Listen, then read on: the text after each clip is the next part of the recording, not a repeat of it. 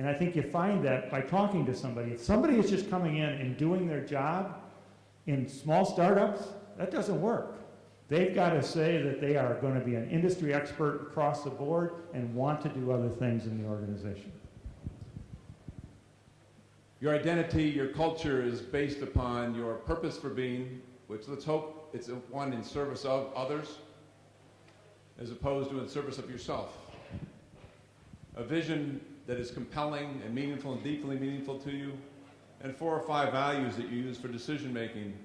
And this goes back to Hewlett and Packard, who got together with a few other friends that had alignment in who they were and what they wanted, difference they wanted to make in the world, and they had no product, and tried a number of things until they came up with the electronic business. So it starts with culture. And our last question is, how do you manage culture when you have so many priorities? You've got deadlines to meet, you've got product to get out the door. How do you attend to culture under such a stressful environment?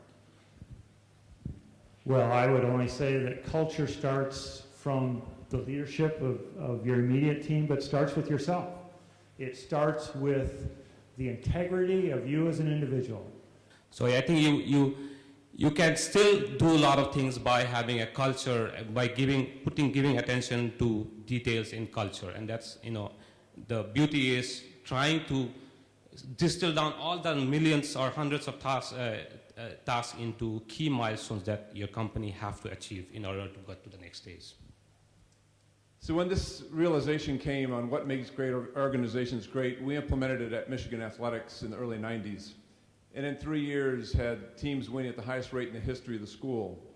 But the reality is that the most rewarding part of it was that the parents were coming to us telling us their children were having the greatest experience of their lives. Not only were they winning where they never won before, but they're having the greatest experience. They loved their coaches, they loved their school, they loved their team, they loved everything part about their life. And that is what, when you know you organically are growing the right fruit in the right soil.